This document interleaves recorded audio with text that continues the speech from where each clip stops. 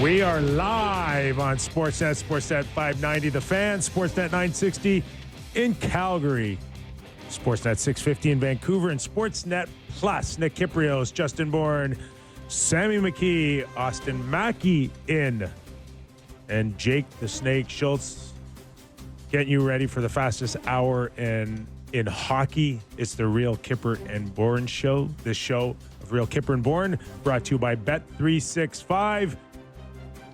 Game day for our show.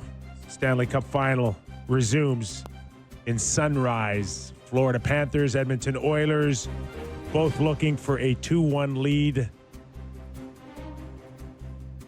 Pivotal Game 3, if I do say so myself. In a few minutes also, Chris Pronger will be joining us. Hall of Famer, Stanley Cup champion, Olympic gold medalist, yada, yada, yada. Yeah, I mean, what an incredible game Friday night. I got to tell you guys, this is as good as hockey gets. I know we complained about how long it's taken for them to get to play the games and the gaps are too big and whatever else. We got the right teams in the final. It's great. And it did not sneak up on us. They were just two freight trains heading towards each other. There's no doubt that over the course of many, many years now, we've made the argument that the best hockey's in the first round, and it kind of just dies down towards a Stanley Cup final. But regardless of what the regular season standings told us, these two are the two best teams in the Stanley Cup final, and no questions asked. There's no what if here, what if there, Vegas, Colorado, Winnipeg. No. Two best teams, deservedly so, in it. And you know what else I think helps is that Oilers have played some short series, right? They not really beat themselves up along the way. And Florida, too. Florida played Carolina, too, a fairly short series. First round was a short series. What was the second one again? But anyway, they've had short series. So I think you've got a fresher version of the best team. Two conference finals. I'm sure the bean counters weren't too happy about this, either at the league head office or the Players Association. Or whatever.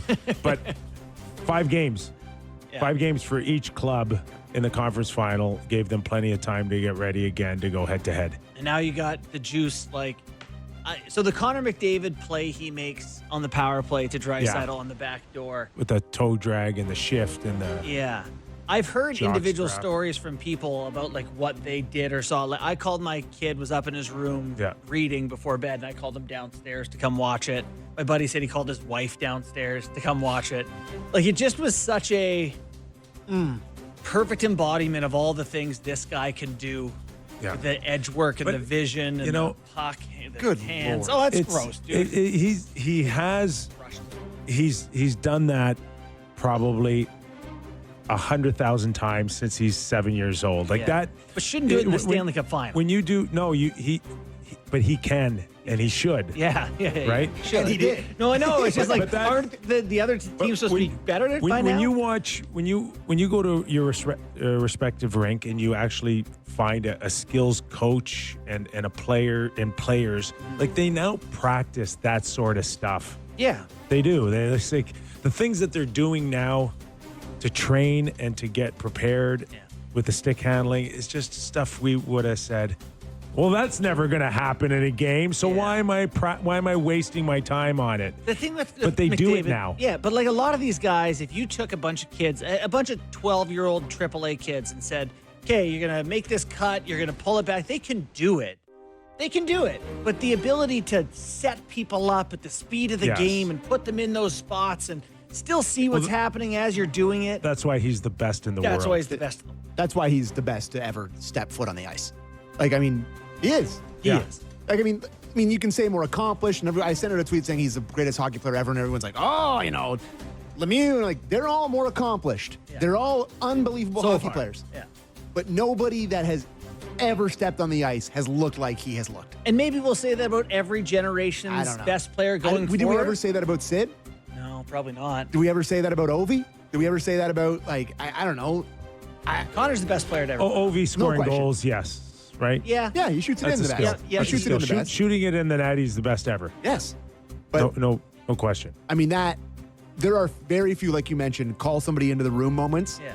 But that play legitimately took my breath away. Like I audibly gasped by myself sitting on my couch alone. I put my both hands behind my head, just like no way. Barkov and Ekblad too. They're no good. Barkov and Ekblad. But what?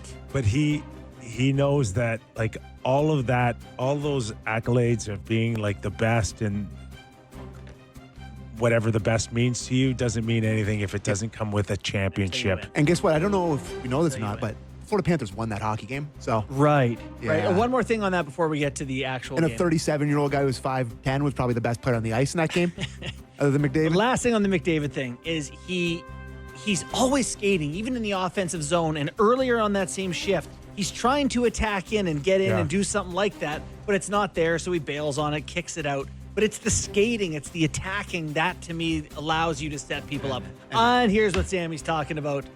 Bradley. Could you have more respect for a guy than you have for Brad Marchand right now? I can't believe it. I can't believe how much I like him. He's scoring goals against the Canadian team, playing for the Panthers. That's because you do have blue and white rose colored glasses. No. He's got future Leafitis. Once the Leafs are out of your equation, You're gonna hate him again. now you're valuing what he's really done all along for the Boston Bruins too. But I think it's just more about growing up and kind of realizing how incredible a career he's had. Like, I mean, You're growing up? Yeah, earlier I just was like, I could never ever like that guy. And then you see him put on the Canada jersey and he's affable, and him burying Biz all the time. He's hilarious. Like, he's an incredibly likable guy, and he was dynamite in that hockey game on Friday night. Dynamite. Too good. Shorty. And I think he's got a couple of good more years in him. He doesn't look like he's ready to slow down anytime soon, despite knocking on the door of 40 in a few years. He's going to make a couple bucks this summer, Kipper. We have our man. All right, let's welcome him in. Chris Pronger, Hockey Hall of Famer, two-time gold medalist, and of course Stanley Cup champion. Prongs, man, you've been on the circuit. We're like Sammy's last 3 weeks, man. It's like, find prongs. We need prongs bad here. How's it going? I'm great. You guys don't need me. You got it all covered. No. I've been listening. No. So, no real surprise for you how good the hockey's been. And am I fair to say that these teams are so good, they're so close that either one of them could be easily up 2-0 or easily down 2-0? Yeah, no, absolutely. I think the one thing about the two games that I wouldn't like if I'm Edmonton is the fact that they've had to come back in both. As we saw, I think Florida was 31-0 when leading after two, which is a pretty good stat. And now they're 31-1-1, I guess you could say. They lost the lead and then won in double overtime. But interesting how Edmonton seems to always be able to find a goal when they need it. But I don't know if they want to keep tempting fate that often with a Florida Panthers team that has had success.